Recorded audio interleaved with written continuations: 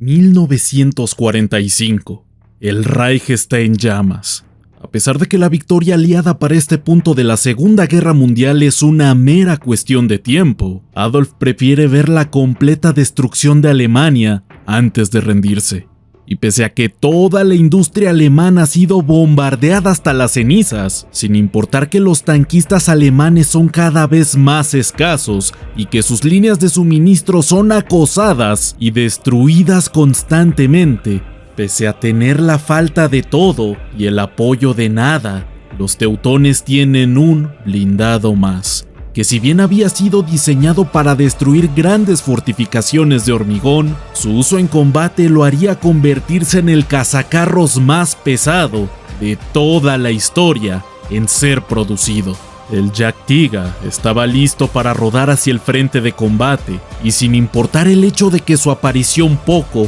o nada podía hacer en favor de Alemania, en el momento en el que vio su primer combate, lo iba a intentar de todos modos. Bienvenidos, queridos espectadores, a una nueva entrega del video bonus de mitad de semana, donde exploraremos la corta pero interesante historia del blindado de producción más pesado en ser fabricado no solo por los alemanes, sino en toda la historia, el cual fue conocido oficialmente como Panzerjäger-Tiger Aus B, cuya mera existencia ya resulta fascinante de por sí, pero además vale la pena preguntarse qué tan efectivo era, y más importante aún, ¿por qué llegó tan tarde al conflicto? Ahora mismo daremos respuesta a estas preguntas, y como en cada ocasión, los acompaña su anfitrión de Auslanda, y sin mayor dilación, ¡comencemos!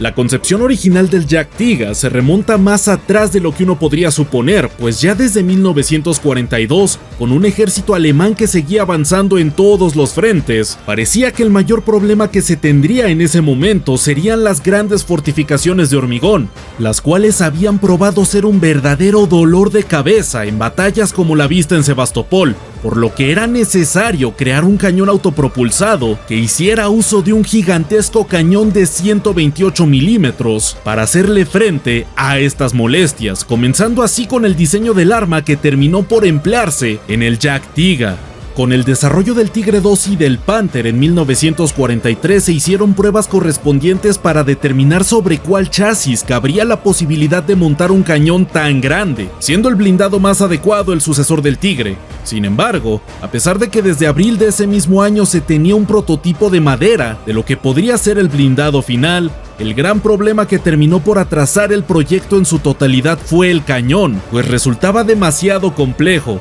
así como se estaba buscando la manera de distribuir correctamente el peso del mismo en el vehículo, pues de por sí ya superaba las 5 toneladas el arma, una tarea para la cual se requirieron de meses de planeación, moviendo la entrega de las primeras unidades de principios de 1944 hasta noviembre de ese mismo año. Para el momento en el que el diseño se estaba completando y los prototipos estaban probándose, Alemania estaba retrocediendo a pasos agigantados, pero debido al tiempo y los recursos invertidos en este proyecto, se decidió continuar con el mismo, aunque en lugar de servir para destruir grandes fortificaciones, serviría esta vez para tratar de detener las gigantescas oleadas de blindados que llegaban tanto del frente oriental como del occidental, pasando a ser un cazacarros, entrando finalmente en producción durante la primera mitad de 1944 y que contaba con las siguientes características.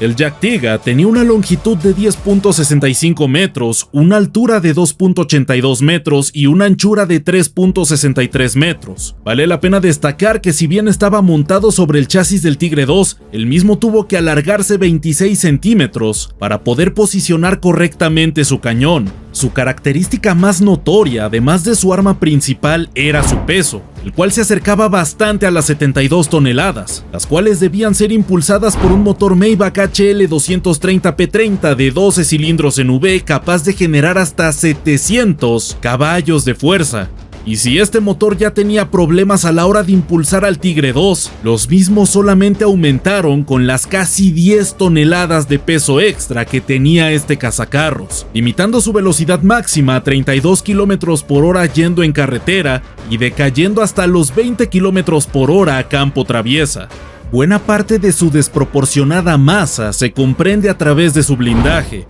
el cual alcanzaba los 250 milímetros inclinados a 75 grados en la casamata, siendo su punto más fuerte, mientras que en el frontal superior del chasis contaba con un máximo de 150 milímetros de blindaje inclinado a 40 grados. Asimismo, en el inferior frontal tenía 100 milímetros de blindaje inclinado a 40 grados. Por otro lado, sus laterales estaban protegidos por 80 milímetros de blindaje inclinados a 65 grados, al igual que en la parte trasera del mismo, mientras que en la parte superior del Jagdtiga apenas se llegaban a los 40 milímetros, uno de sus puntos más blandos, y que como veremos más adelante, el mismo terminó por pasarle factura. La capacidad máxima de combustible de esta bestia era de 860 litros, los cuales le brindaban una autonomía máxima de 120 kilómetros, y si bien su consumo de combustible era desproporcionado, el mismo no sería un problema a la larga si tomamos en cuenta que, como mucho, podría llenar su tanque 2 veces antes de que su suspensión, la cual constaba de barras de torsión dobles, quedara completamente inutilizada, lo cual sucedía luego de recorrer entre 200 y 250 kilómetros, y por si no fuera suficiente, su transmisión de 8 velocidades también era especialmente problemática, por lo que la vida operativa del Tigre Cazador no era muy alta, aunque gracias a su tardía aparición, esto no resultó en un problema futuro. Su armamento principal constaba de un cañón de 128 milímetros L55, el cual era exactamente el mismo que se pretendía montar en el Maus, y cuyas prestaciones respecto a perforación no eran demasiado diferentes a las del Pak 43 de 88 milímetros. Sin embargo, lo verdaderamente interesante de esta arma era que mantenía su poder de penetración a distancias considerablemente largas, siendo capaz de perforar hasta 117 milímetros de acero inclinado a 30 grados, a una distancia de 2000 metros, teniendo un alcance máximo de hasta 24 kilómetros, lo cual sería especialmente útil para enfrentarse a búnkeres de hormigón, el propósito original de este vehículo. Debido a lo descomunal que era el L55, apenas podía cargar 40 proyectiles, los cuales alcanzaban un peso de hasta 28 kilogramos, por lo que los mismos estaban divididos en dos, siendo a su vez el motivo por el que tenía 2 cargadores en lugar de 1, necesitando de 6 tripulantes para funcionar a pleno rendimiento. Cabe señalar también que debido a lo complejo y pesado de su munición y orden para cargarla en el cañón, su cadencia de disparo era de apenas 3 proyectiles por minuto. Por último, su armamento secundario consistía de una ametralladora MG-34 de 7.92 milímetros que estaba montada en el frente del vehículo, así como algunas pocas unidades construidas de manera tardía contaban con una ametralladora extra, la cual estaba situada en la cúpula del comandante que servía como armamento antiaéreo. Si bien se había pensado equipar a las primeras tripulaciones de los Jagdtigas para abril de 1944, los primeros 16 fueron entregados al batallón de cazacarros pesados 653 para finales de noviembre de 1944, quienes ya tenían experiencia en la utilización de blindados similares al haber operado previamente a los Elephants, siendo llevados al frente occidental para el mes siguiente, con la intención de ser usados durante la ofensiva de las Ardenas. Sin embargo, mientras eran transportados por ferrocarril, fueron atacados desde el aire, dejando inutilizados a la mayoría, por lo que no pudieron ver su bautismo de fuego en la mencionada operación. Además del batallón 653 de cazacarros pesados, el batallón de tanques pesados 512 también fue equipado con este modelo, y entre ambas formaciones vieron alrededor de 75 unidades pasar entre sus filas, las cuales vieron combate mayormente en el frente occidental, intercambiando un poco de fuego contra blindados soviéticos durante los primeros días de mayo del 45, todo sucedido en las inmediaciones de Viena. Cabe resaltar también el hecho de que no está claro cuántas unidades fueron fabricadas en total, con algunas fuentes mencionando hasta un máximo de 85 blindados producidos, quienes deberían de hacerle frente a decenas de miles de tanques estadounidenses, británicos y soviéticos. teniendo sus primeros encuentros durante enero de 1945. Para el 18 del mencionado mes, un Jagdtiga del 653 logró causar la primera baja en contra de un Sherman durante los combates que se vivieron en los alrededores del pueblo de Aunheim. Sin embargo, lo especialmente llamativo fue que esa misma unidad logró destruir un búnker bajo poder estadounidense tras disparar apenas 2 proyectiles a una distancia de 1000 metros, dejando ver que el rol original de cañón de asalto podía ser cumplido perfectamente. Pero claro, este escenario fue la excepción y no la regla. Durante el resto de lo poco que quedaba del conflicto, el Jagdtiga tuvo muy pocos enfrentamientos en los que se pudo destacar, especialmente gracias a que debía ser transportado hasta el frente por tren debido a su baja durabilidad. Algo que los pilotos aliados aprovecharon de gran manera, logrando destruir una buena cantidad de los mismos mientras se estaban desplazando, una tarea que no era especialmente difícil de lograr tanto por su bajo blindaje superior como por ser extremadamente notables, lo que los volvía un blanco de gran prioridad. De los pocos blindados que lograban posicionarse en el frente, la mayoría no cayó por el fuego enemigo, sino por malfunciones mecánicas, pues como mencioné previamente, su suspensión y transmisión eran especialmente endebles, y al ser tan pesado, simplemente no había forma de remolcarlos, por lo que en más de una ocasión, sus tripulaciones se encargaban de hacerlos explotar desde adentro, con tal de que no fueran capturados. Aunque muchas veces, en el calor de la batalla, simplemente se abandonaban sin haberles puesto una carga explosiva. Para el 5 de febrero de 1945, de los 41 Jagdtigas que tenía el 653 de tanques pesados, 19 estaban en reparación, y los números solamente fueron disminuyendo con el paso del tiempo. Para el mes siguiente solo habían 12 operativos, y para el 15 de abril, momento en el que se rindió la formación, apenas 7 estaban en orden de combate. Cabe resaltar que además de una desastrosa y complicada mecánica, este blindado fue ensamblado a las carreras, lo cual se notaba en otros aspectos como las ópticas, las cuales se descalibraban con el mínimo de los movimientos, lo cual afectaba de sobremanera a la hora de disparar su gigantesco cañón. Y asimismo, otro factor que no ayudó en nada al desempeño de estos blindados fueron sus tripulaciones, pues si bien había algunos veteranos de renombre dirigiendo algunas unidades como lo fue Otto Carius, quien pasó sus últimos días como combatiente dentro de un Jagdtiga, el resto de los mismos estaban tripulados por novatos que no pudieron sacarle provecho a las mejores prestaciones de su vehículo, lo que naturalmente fue aprovechado por sus enemigos, quienes llegaron a flanquear a los mismos para ser penetrados por los costados.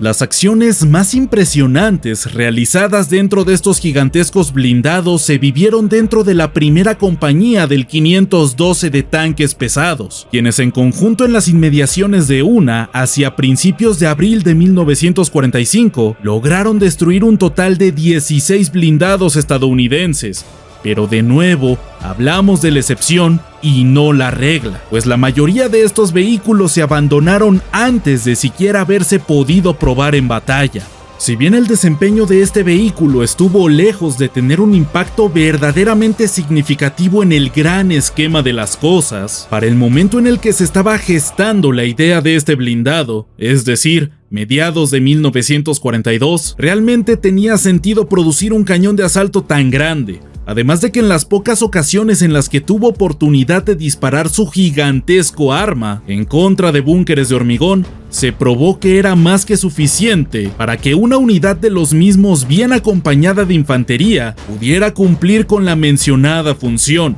Pese a esto, su desarrollo tardó tanto y el mismo fue tan accidentado que para el momento en el que estaba listo para combatir, apenas si había fortificaciones con las que pudiera relucir sus prestaciones. Aún con esto, sus capacidades antitanque seguían siendo impresionantes, pero la falta de tripulaciones bien entrenadas, así como una notoria falta de repuestos y también de mantenimiento, provocó que la amplia mayoría de las unidades del Tigre Cazador tuvieran que ser abandonadas antes de siquiera disparar un solo proyectil, demostrando no solamente que más grande no siempre es mejor, sino que hay ocasiones en las que es mejor desechar un proyecto avanzado antes de utilizar el mismo en un ambiente para el que simplemente no podía hacer mucho. Y eso es precisamente lo que le pasó a este vehículo. Era demasiado en todos los sentidos, pero también había llegado al conflicto tarde y encima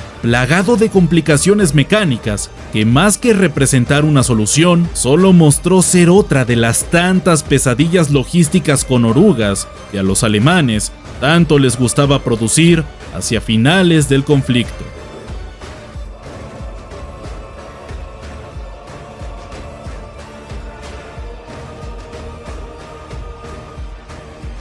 Y esto fue todo por esta ocasión, espero lo hayan disfrutado y si fue así, los invito a seguir viendo más contenido histórico en este mismo canal. Y no me voy sin antes agradecer a mis queridos donadores y miembros que siempre están presentes en cada directo, cuyo aporte económico me permite seguir dedicándome a esto y por supuesto traerles más y mejor contenido. Los acompaño de Auslanda y ya nos veremos en la próxima batalla.